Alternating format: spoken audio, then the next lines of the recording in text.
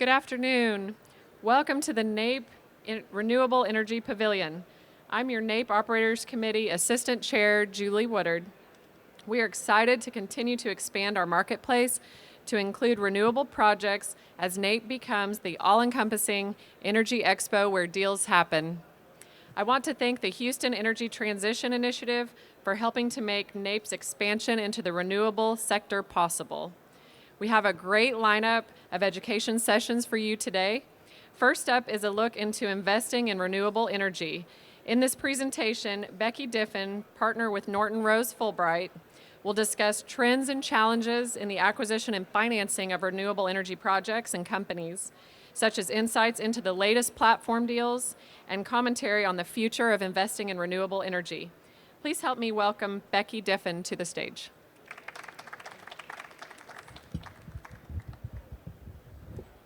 All right. Well, thank you for having me today. So I've got about 20 minutes, thank you, to talk to you guys about how can we invest in renewables, what are we seeing, what are the opportunities. Oops, this is not working. Nope. Well, there we go. All right. I think we all probably know that the investment in the energy transition is growing dramatically, and I think this chart shows that.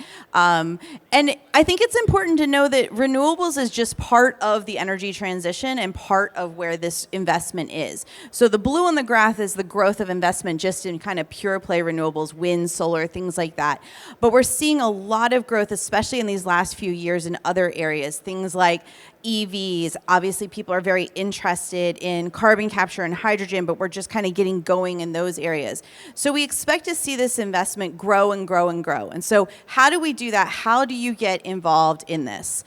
Well, I thought maybe we'd talk about a story. It's called the Inflation Reduction Act of 2022. And so for people who live in the renewables industry, July 27, 2022 is a date we all remember because that's the date that it got announced that there was a new deal and the Inflation Reduction Act was coming out.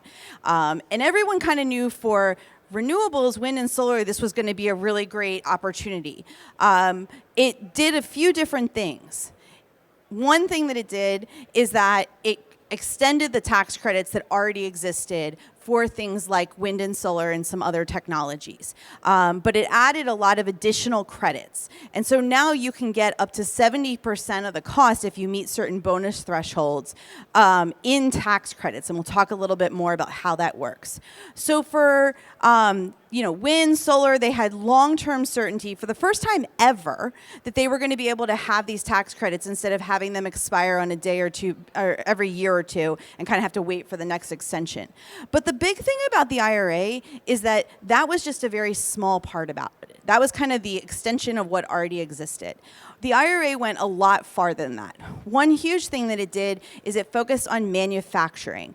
And in the last 18 months since the IRA, we have already seen a tremendous increase in the amount of manufacturing that has moved back into the US. And so lots of different components of wind, of solar, of energy storage are all now being manufactured here in the US because that's one of the ways that you can qualify a project for better credits, and there's a tax credit specifically for the manufacturing facilities being built here in the US.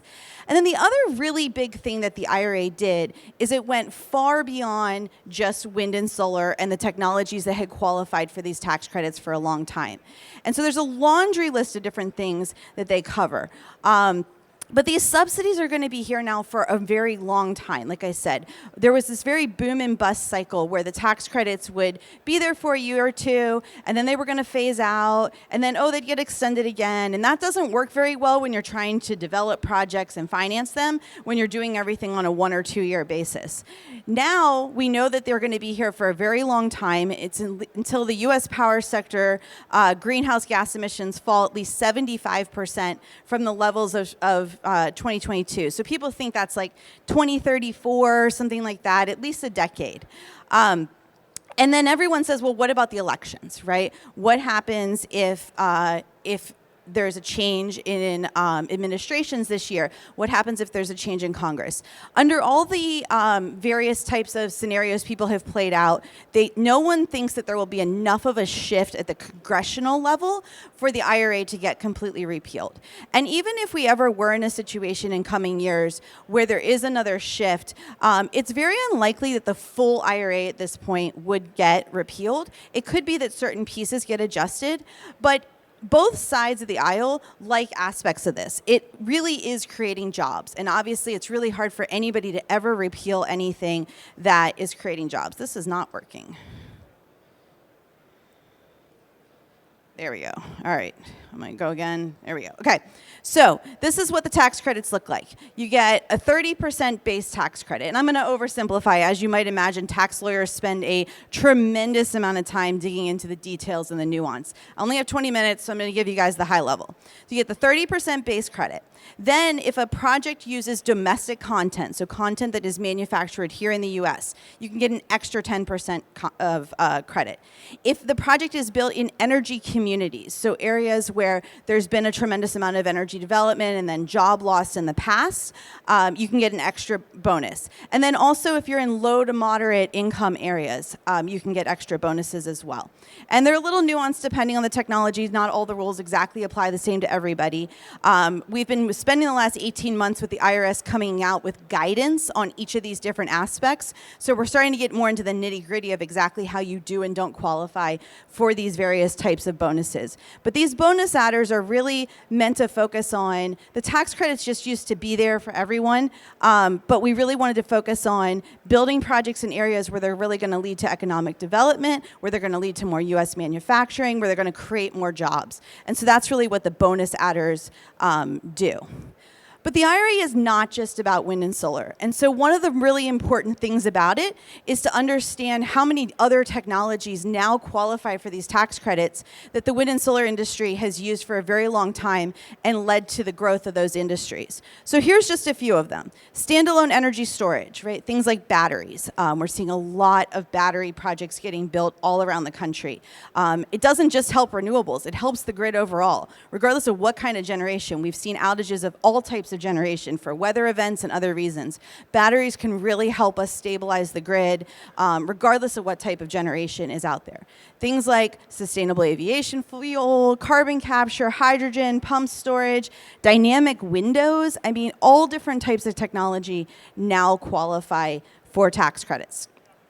And so, like I mentioned, there's something in there for everyone. One of the requirements now under the IRA that is new is wage and apprenticeship requirements. And so this is meant to encourage developers and contractors to be using people who come up through an apprenticeship system so that we're bringing new people into this industry. There really is a dramatic shortage across every aspect, even lawyers. There's not enough lawyers who understand this. But technical, legal, bankers, every aspect of this industry, there's way more happening than there are people to do it. And so these wage and apprenticeship requirements are meant to make sure that we're really leading to significant job growth and helping more people get into the industry.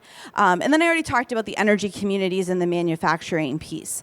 But because of those aspects, those are a lot of the reasons people really don't think the IRA would ever get repealed in any sort of major way, because these are all sorts of things that both sides of the aisle really support, and obviously anything that leads to job creation is always favored. So what does this mean for deal makers? So another aspect of the IRA that was really important, in wind and solar, historically, when we use these tax credits, we did this very fancy type of financing called tax equity financing.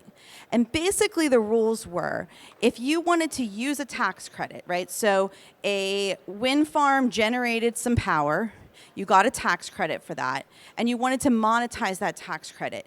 In order to do that, you had to have an equity investor be able to own part of the project and then claim that credit on their tax return. It was very complicated. It's great for lawyers, created lots of work, but it took a lot of time and a lot of effort. And so a big push from the industry was, if we're going to have all these additional tax credits and all these different types of projects out there, then what can we do to make it easier to finance these projects and get things going quicker? So now we have this concept called transferability. So instead of having to do this fancy tax equity financing, which kind of looks like a joint venture with two parties owning it, now we can just sell the tax credits. And that market, just in this last year, has developed really, really quickly. And we're seeing a tremendous number of projects being built utilizing transferability. There's some downsides to it. You don't get some of the other tax benefits, things like a step up in basis that you might get under a tax equity deal. But enough projects are finding this is an easier way to get built and get through the financing process.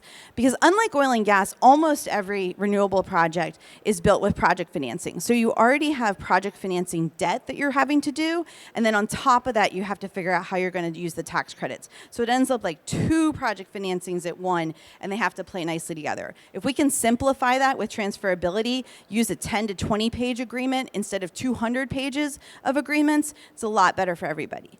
Now, certain types of the credits, not for things like wind and solar, but for some of the newer technologies that aren't as far advanced, things like carbon capture and hydrogen, we also have this concept called direct pay. So now you don't even have to monetize the tax credit with a third party at all. You just get a direct payment instead of getting the tax credit. So the project gets built, and the government gives you a payment for what that tax credit would have been worth. It's a direct payment back to the project.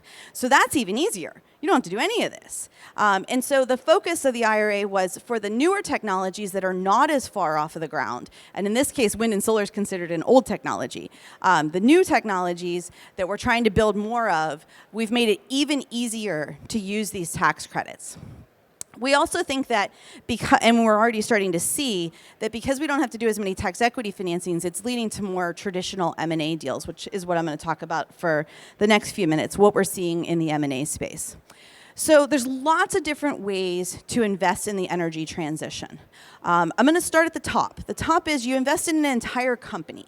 So we typically call that a platform investment, right? So you have, maybe you just have a couple of founders and they're starting their own company. So it's a new startup investment.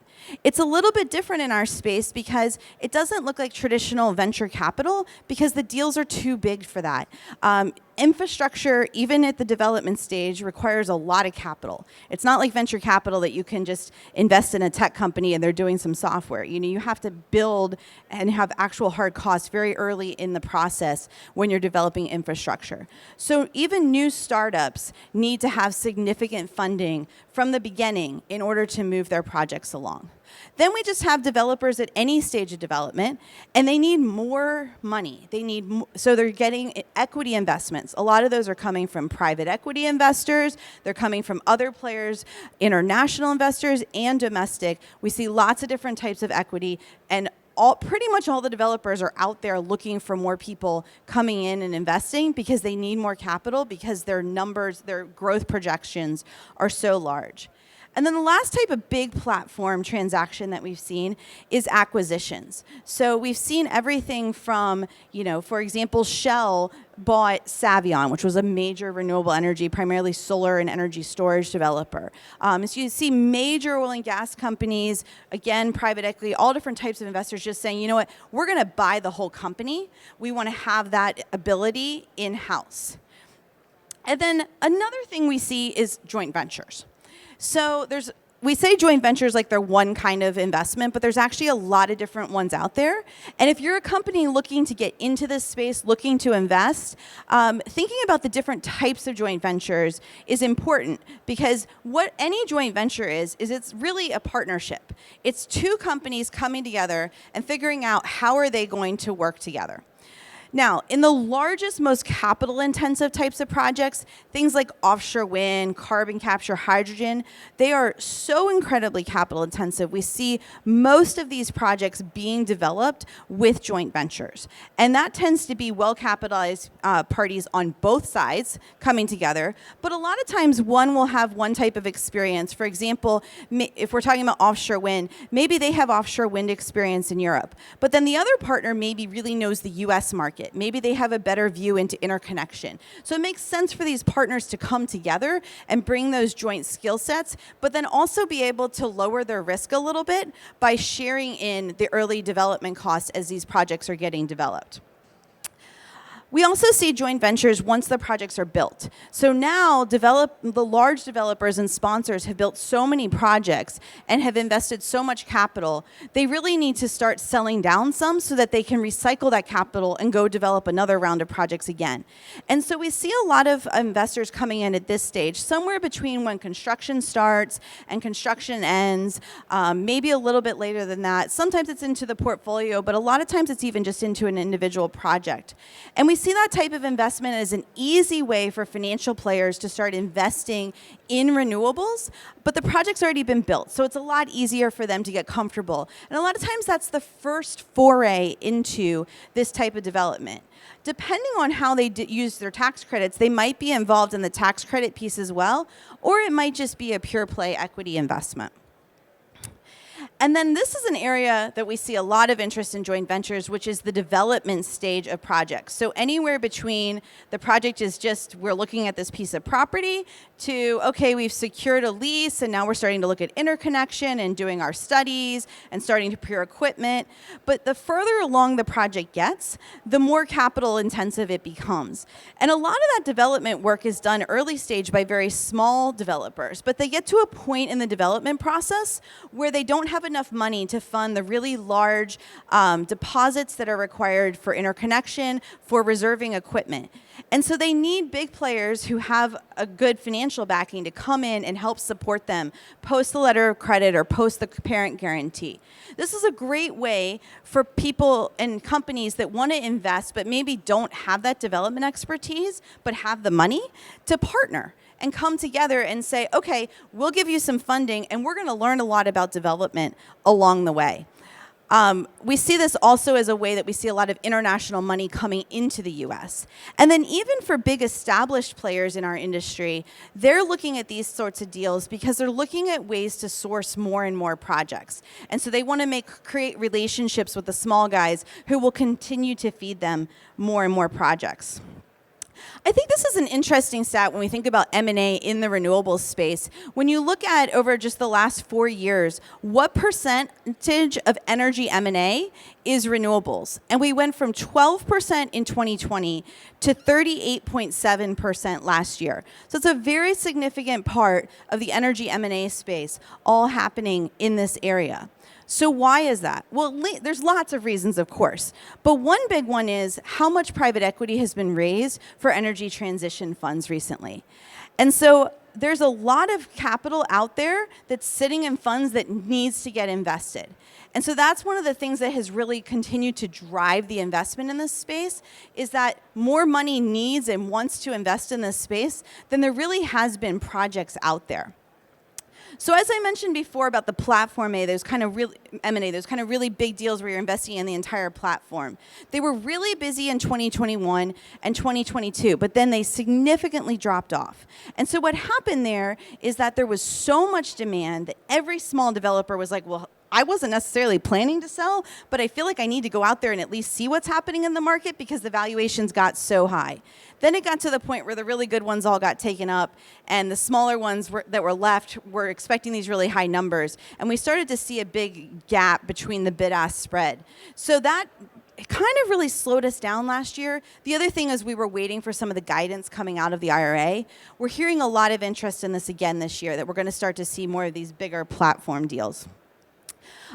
We also expect to just see the smaller developers needing, like I said before, to get more capital. And so they're just always in need of people coming in, whether to buy them or invest in them or somehow have some sort of way through a joint venture so that they can fund these projects and move them forward. And that's a great opportunity, like I said, for people trying to have the capital and want to get into this space to partner with those types of developers. The other thing we're starting to see in our space, and with these additional numbers of M&A, is that the deal sizes are getting much larger. The industry has now been around for 20 some years. We have projects that have started to be operating and creating these larger and larger portfolios. So we're starting to see much higher deal values than we've ever seen in the past. For example, we did a deal last year for $1.5 billion where a large portfolio of operating projects was built. You didn't used to see those numbers in the renewable space, but now we're starting to see more and more of that. Then there's also just individual project sales. The deal size of these is much smaller, but sometimes the deals are actually far more complicated because you're dealing with a project that's still under development, still has a lot of risk, and you have to understand how all the pieces come together. It has historically, in the last 5 years, been much more of a seller's market because there haven't been very many of these projects around, and there's a lot of people looking to buy them up as everyone's trying to build up their portfolios. It's evening out a little bit now. I think it's a little more 50-50, but still, I hear every day from clients who are looking to buy and looking to source projects and not finding all the projects that they need. And these are the same drivers that we talked about with the larger deals, right? So the small developer has gotten the project to a certain place, but they can't take it through financing and take it through construction. So they need somebody to come in. If they're not going to invest in their company, then they need to sell that project to somebody who can take it all the way through. And I think I'm right at 20 minutes, so I'm going to stop there. Thanks so much for joining me today.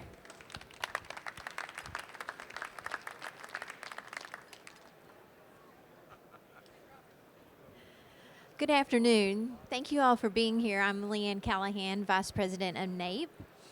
And our next speaker is Dr. Ann Bluntzer, Executive Director and Associate Professor for the TCU Neely School of Business, Ralph Lowe Energy Institute.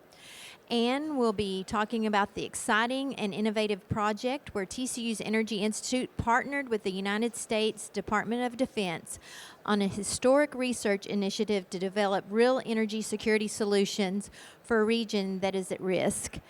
I'm a part of that Energy Institute, and I got to hear a lot of the conversations between the students and industry leaders on this. So it's a really exciting treat to have Ann here to talk in more detail about it. So let's welcome Ann to the stage. Thank you.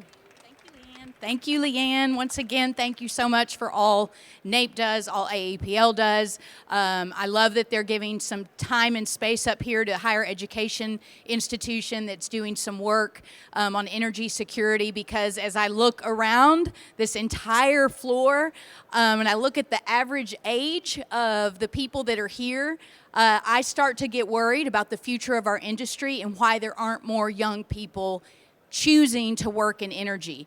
It is what I'm calling a human capital crisis in our sector. It truly is. The average age of this entire industry keeps continuing to climb, and that's because we are not doing our job, telling our story in a way that is exciting to young people to choose energy as a career path. And so that's all of our jobs to do a better job of that.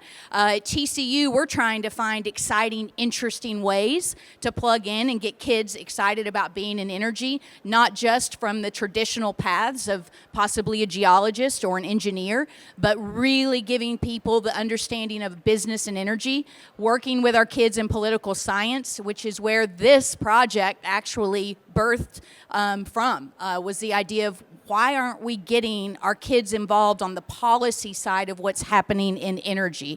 And it became really critical and eye-opening to us that this might be a path that could get more people excited about it and tell our story in an important way. What you're about to hear in the next 10 or so minutes is this idea that energy security globally can have an impact on national security.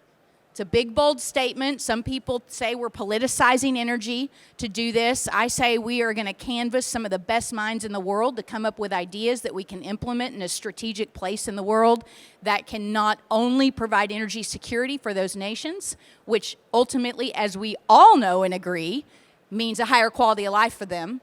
But then number two, when we do that, what implications does that have for the United States and our strategic positioning around the world? Literally strategic positioning, which is why we're going to talk about the Pacific Islands today. But secondly, symbolically, what that means when you are here trying to help other nations pull themselves out of energy poverty and have stable and secure energy, and what the impact of that can mean. So stick with me here just a minute. We'll try to make this as exciting as possible. But sometimes it's, talking policy, if you're not a policy wonk, you might need to, let's see, maybe this way? Okay, last March, there we go. Last March, the Secretary of the Navy, Department of Defense, came to us and asked TCU, we think it would be really interesting if a higher education institution took this on and would partner with other institutions around the world to come up with possibly some ideas that haven't been commercialized yet, that aren't getting the big giant DOE grants, people on roots on the ground that can really talk to some of the entrepreneurs out there that have some good ideas. And we need you to do this because of this. This is the angst. This is the ratchet that keeps getting built up in more tension and more tension, and what is happening in the U.S.'s position with China, and how we are trying to have some kind of more of a presence there in a way that isn't how we typically would think of a military strategic presence. How do we do this in a more effective and holistic way with the people that we want to partner with in these regions? We all know it. We all hear it. We see these headlines everywhere in the news today. They just keep adding and adding and adding. You open any major publication right now today, and there will be something in there about our buildup in China and what's going on. Just to give you an idea, when they came to us, they said, we need you to look at these areas specifically, and we need you to do this and come up with some ideas to be able to hit our goals, which were, number one, represent an entrepreneurial approach and a deployable project model. Deployable project model. This is key. Every time someone gets asked to do these things, they tend to be pie in the sky, theoretical. Are we ever actually going to apply and put these things in place? We were told we want something that can stand up in the next 12 months. This isn't just an idea. We need something that we can go and put in these different areas around this Pacific that could immediately impact energy security on those islands. We want it to be novel. We want it to be an interesting new technology, or at least a spin on an existing one. We want there to be a near-term energy impact, like I just said. Can they immediately plug it into the grid and immediately be able to secure the electricity that they need on those islands? And part that we think is the most important, and why they came to TCU, because our Energy Institute's housed in our business school, it has to attract free market investment. Our traditional model of 100% development bank projects are great, but there's not enough. How do we get the rest of the world to care, where they will put some of their dollars into something that might not get the immediate return you're going to get when you're drilling a well in West Texas, but it will get you a return at 10 years, and it might be a little less. However, this whole play that you're also helping the United States national security. So we're kind of trying to go at it from two different angles. So that was our charge. How do you do this? And you're supposed to report this back out to the Navy in 6 months. We got some partners involved. We canvassed as many possible new technologies that were coming our way. We sent out big asks. What do you have? Who do you know? What's going on at the University of Wyoming? What's going on at OSU? What are they doing at the University of Hawaii? What's happening in New South Wales, University of New Zealand? How do we try to get these ideas out there and be a hub where we can do something with them and try to put a business plan around them to make them deployable? So these are the questions we asked. Is it tech ready? What's the impact? Will it build resilience? How does it affect their local economy? Does it fit within their culture? And then what are the actual additional capabilities if we go into this? So we canvassed these. We canvassed many more, but these were the ones that kind of made the top of the list. And then our overall solution ended with this idea of a hydrogen storage container that also has a microgrid that is attached to it, so you can put that anywhere on any part of the island and be able to build electricity infrastructure from that spot. So it becomes almost like a modular mobile grid. And then using different types of technology in the islands we were looking at, some floating solar made sense on some of the hydro reservoirs, some small micro wind units that could be moved around. When a storm, a big hurricane, climate resiliency is a big part of this. When those things come, how much of this can withstand it? How can we take these down? How about the storage and its capability here? How about the long-term impact of when you start to produce hydrogen and there is a reasonable market for it? You're now giving those countries something else, another commodity that they might be able to sell, trade, do something with. Again, trying to really, really help these people out of energy poverty. And then the big piece, right, the financial piece, why the Neely School of Business was even involved in this, was really trying to understand, why hasn't this worked? Why don't people care? Why isn't anyone investing in any of these areas unless it's a big grant from the Asian Bank, right, or the World Bank? How do we get the rest of the world to care a little bit? And this was our total analysis we did on all the bigger scale developmental projects on renewable energy projects in the Pacific Island area, Oceania. And this was the data we came up with. It was really shocking. None of them made economic sense, not a one.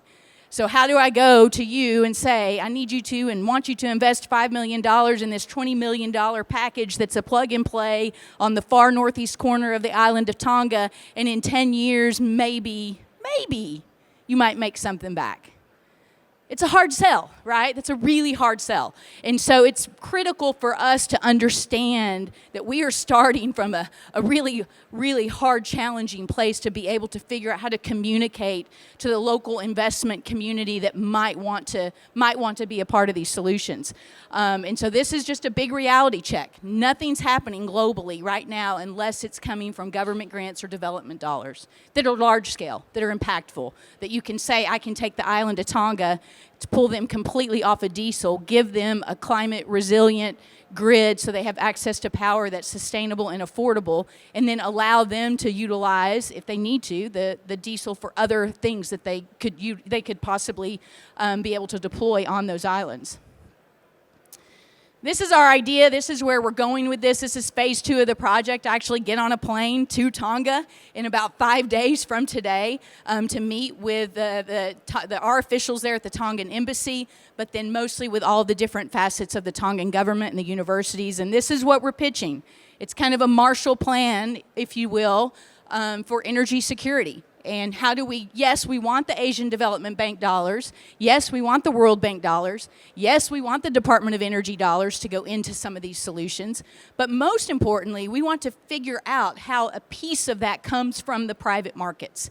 And we believe that only happens if it's a large enough project, big enough scale, 200, 300 million. We can say we're going to be able to plant and plug and play with each of these solutions on the different islands anywhere around the world. And so you might need a different solution in Haiti than you would in Fiji.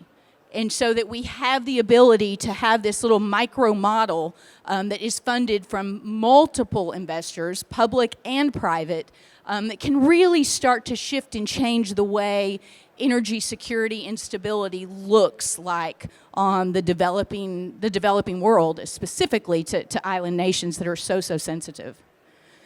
Our key findings, existing renewable energy resources can provide a feasible pathway to significantly decarbonize the energy sector.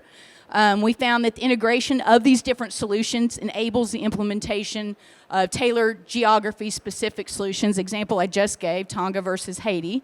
Scalable to the greater Pacific region may be key in attracting investment. And then the Tongan chose Tonga as our first pilot program, and the government's asked us to come there and do that. That's why I'm going there next week. We see it for the greatest opportunity for near-term energy transformation and kind of a pilot project that then we could replicate into the future. So what does all this mean? We're at a renewables pavilion in the middle of a trade floor where primarily there's a lot of focus on the oil and gas and the fossil fuel industry. And I represent an energy institute that is an all of the above. We want to see as much energy innovation as we can in every single possible field and facet of our amazing business sector, which is energy. And so how do you stand up here consciously and do that, and then also continue to get support and put money into our traditional and legacy energy sources? Well, I go back to where I started. Unless we can start to build credibility in each part of our sector, we are not going to be able to attract the young people to our industry. It's going to be hard for me to go to an 18-year-old at TCU that's studying political science, that grew up in a family that doesn't value or doesn't see the value in the fossil fuel industry, and convince them to go into energy if we aren't doing some really cool stuff like this. If we aren't giving them the opportunity to say, you can do this and this and this. You could go work for Exxon in their entire new energies development department. You could go be a lobbyist for a company to try to get some of these big government dollars to be able to implement change in areas where typically we haven't been able to do that. And what does that mean? We're starting to shift the narrative on energy. And to be able to play ball in all these different fields, I think, is what's going to have to happen to start to get those numbers up, to start to get people excited. I mean, we're talking about national security, so that's a big deal, and I could go on and on and on about what this could mean, especially in the Pacific Island region when you do this right. And it looks like, and it comes from the ground up, and it comes from a university and all the partners we're working with. And it isn't the Department of Defense saying, we're going to come in and we're going to fix your country and we're going to dump some, microgrids on here and you're going to love us and you're going to let us build a base on the other half of the island. No, that's not how you do this. This is a brand new, a very unique model where they have brought in an institution where we have altruistic motivation here to get it right for those people on those islands. And in the meantime, this could also mean that they now have independent thought, control of their economy and the people that live there, so that when China does come knocking and they have to make a choice, they might choose us. They might want the Americans to invest instead, right? Right now, we haven't even been able to play ball, not even play ball. So I think we're going at this in a unique and strategic way. I get very excited about this work and what it can mean in general when you've got our current federal administration basically saying no more LNG exports. I mean, what? You just told us last year that we were the #1 exporter of LNG. We built and invested capital in all of our future planning. And now you're telling me we're not going to allow any more new development in this space when we have the most abundant and affordable energy source in the world right here under our feet? Are you kidding me? So again, this idea that it doesn't have to be either or, but if you can start to build credibility and play in this space and understand where there is opportunities in the renewable field, and for island nations, it's a no-brainer. It's a no-brainer. It's affordable, it's scalable, it's sustainable. We can put it down there, we can get them where they need to be, and then hopefully in the long run, they then have the strength and are able to build their quality of life in a stronger government to where they can support themselves and they're not reliant on countries like us. So that's what we're doing at TCU. We would love, love, love to engage with any of you and your companies. We have an MBA program that is 100% live online in the classroom, so you can get your MBA from anywhere in the world at night, work full time, 6 to 9, a couple nights a week. And then we are growing our energy minor. It is our #1 priority. How do we get the political science major? How do we get the finance major at the business school? How do we get our communications kids to want to study energy and get an energy minor? And so we're heavily focused on that. Anyway, thanks so much for your time. Any questions? Really, not out of lack of respect, but with, say, the University of Texas and Texas A&M, I mean, it seems, why was TCU chosen over some of the major universities? Yeah, thank you. Charles, that's a great question. He asked why TCU was chosen over some of the bigger research institutions like UT, like Texas A&M. Whoop, that's where I went to school. So Easy for me to say as an Aggie. I think what's interesting is we're a private institution. We have full flexibility. If our administration gets excited about something, they can move quick. And then I think what's really interesting for us is we do have legacy roots in the oil and gas business. And I think because of that, I really truly believe this, that from the bigger thinkers in the room with the DOD, they understand that if you can start to get support from those traditional fossil fuel businesses and legacy businesses, you start to open doors and conversations in regard to some of that private capital that we're talking about being a part of this big Marshall Plan for energy security that we're trying to achieve. So we were just different, right? We're small, we're nimble, we're flexible. We didn't have to go to the board of trustees and wait till the next meeting, the next year, and then when finally get approval. They came to us March 1st. We met them at the Bush School March 6th. We started this project April 1st. So, we moved fast. We were in Hawaii with the Pacific Fleet giving all of these findings. This is 7 slides of a 250-deck research project with 12 partner universities, OSU being our primary partner. And we just were able to do that because we're small, nimble, flexible. We're not politically aligned. We don't have to worry about what regent's going to get appointed by which governor in which administration. So I'm excited about our university's ability to kind of keep going in this space. Anything else? We got about 1 minute. Okay, one more shout out to Leanne. Y'all are awesome. I love the energy going on at NAPE this year. It feels full, and it's great to see everybody. So thanks again for all you do. Thank you, Ann. Bear with us just a minute. We're going to get chairs ready for our next panel, which will start in about 1 minute. So, as the Houston region continues to have important conversations about energy and climate in the energy capital of the world, it is helpful to frame the discussion in terms of the dual challenge.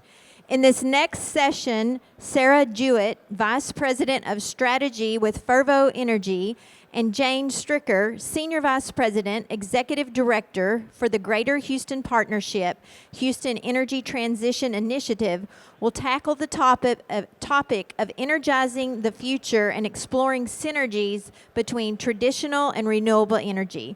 Please join me in welcoming Sarah and Jane. Take it away. Hi, I'm Jane Stricker. It's really nice to be here. So we're HEDI, the Houston Energy Transition Initiative, and just a really quick framing on that. We are part of the Greater Houston Partnership, which is the economic development organization for the Houston region.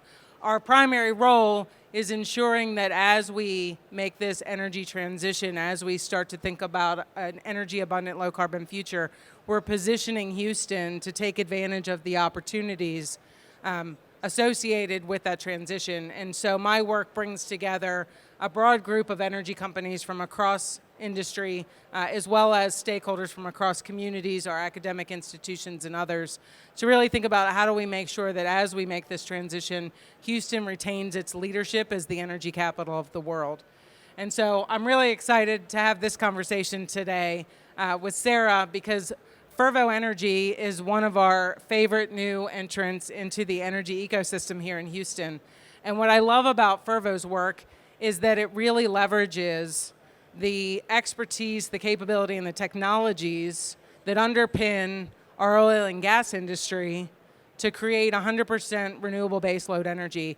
And so today I'm just going to ask Sarah some questions about, to share a little bit with you about Fervo, about the work that they do, and about how we are finding that there's more synergy between our different energy sources that we will need to meet this dual challenge than we sometimes think when we look at them on the surface. So Sarah, thanks for being here with me today. Thanks for having me, Jane. And start with a little bit of Fervo's history. How did the company and the technology really get its start? Yeah, so Fervo is a utility-scale geothermal power generator. And what that means is we go out to the world, mostly the Western United States right now, and we build energy projects from end to end. So we sign contracts with off-takers, then we go drill the wells to build the subsurface geothermal systems, and then we build the power facility on top, connect to the grid, and sell electrons into the grid. We were started in 2017 with the idea that all of this technology had been proven out in the oil and gas industry over the last 20 years, and that was technology that had a really high potential application in geothermal energy and not just in oil and gas. So geothermal had been a lot like oil and gas in that it had been focused on conventional reservoirs with high permeability, easy to extract areas, and those areas had become more and more and more geographically constrained.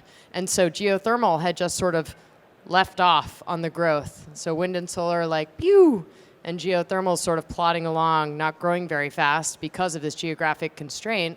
And our founders kind of said, wait a second, we have all this technology that's been proven in the last 20 years that can access low permeability reservoirs. Why don't we just go apply that to geothermal energy? So we've been around this is our 7th year of life. We brought our first project onto the grid last year in November of 2023, selling 3.5 megawatts to the grid, and we are now drilling our first 400 megawatt greenfield development. So just think about that for a second. In 7 years, from an idea to actual power into the grid, that's pretty incredible. And I think being recognized, and this is what this transition really enables, is how do we leverage the things we know how to do, the things we're really good at, to solve this technology challenge of the energy transition. And so you spent your entire career in energy, different roles. What did your career in traditional energy, how did that help prepare you for the role that you have now in a renewable energy company? Yeah, so I started my career running frac crews for Schlumberger in the field. I was a field engineer in Schlumberger's field engineer training program. I started in Rock Springs, Wyoming with my first frac crew and ended up spending the next 4 years across the American West and Alaska learning how to run frac jobs. And it was a great existence. I absolutely loved starting my career with Schlumberger. Interestingly, never really thought that my subsurface technical expertise would transfer into the renewable energy industry. Was very passionate about moving into renewables, as I say, sort of using my powers for good, and fell into this really beautiful mix of clean energy with huge growth potential and a clean energy source that would actually use my subsurface expertise. And so I spent a ton of time, doing huge logistics out in the field, and a lot of that translates to what we're doing at Fervo. Fantastic. And how do you see Fervo's, so we know Fervo's putting power on the grid, basically to supply power to Google for a data center project. But how do you see the role of Fervo in supporting oil and gas as you think about the long-term growth of the organization? Yeah, it's a great question. We've actually seen demand for what we're trying to build evolve out of multiple different markets, some more surprising than others, probably. Our main market right now is utilities. So utilities are looking for a way to transition their grids to clean energy, but they're also looking for solid replacement for fossil fuels, for their base load power. There are not that many resources today that they're capable of buying in the open market that can replace that baseload fossil energy, and so they're looking for high capacity factor, very reliable clean energy so that they can roll off their fossil assets, replace it with clean power, and not suffer from a reliability perspective. So utilities are very, very interested in the product that we are coming up with. Corporations, Jane mentioned Google, are also really interested. Interestingly, they actually have the largest load growth because they're all trying to build data centers and use computing power for AI. They also have the most advanced climate goals. And so corporations have become a huge demand center for firm clean energy in general.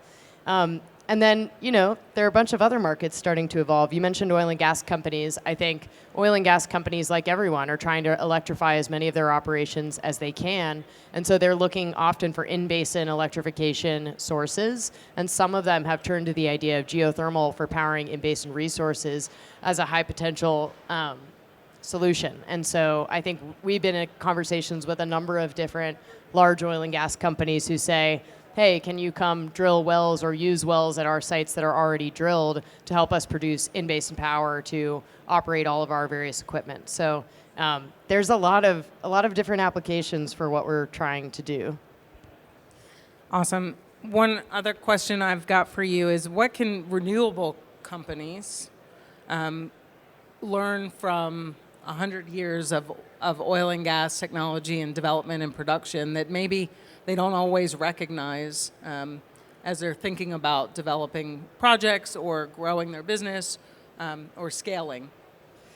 Yeah, I mean, there are so many things that we can learn from oil and gas. Fervo boasts about 60% of its employees are like me. They come out of the oil and gas industry and are now working in a renewable energy industry that has some similar characteristics to oil and gas.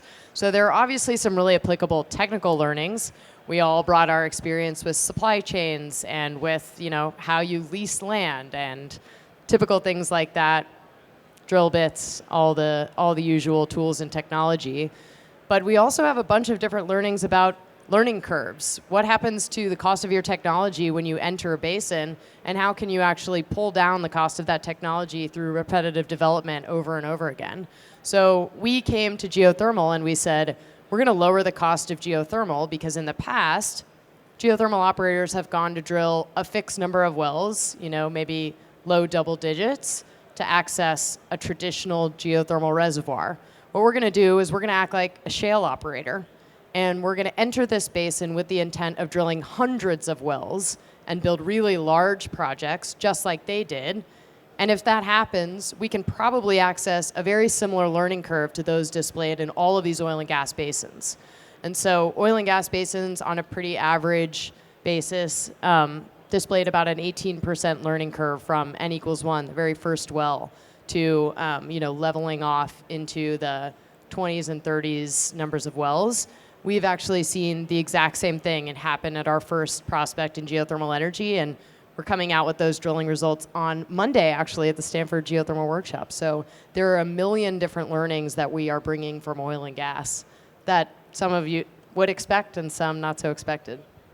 I think that's great. I was up in New York last year, and we were talking with the Innovation Center there, and they were talking about building out an offshore wind hub for supply chain. And I said, well, have you gone down to Homa or down to the Gulf Coast? And they said, well, why would we do that? And I said, well, you know, they've been doing this for like 50 years. So I think there's a lot more opportunities for those collaborations and interactions than maybe we think of in our initial thinking. One of the things that I love most about what I'm doing is that very much like oil and gas, it's a people business too.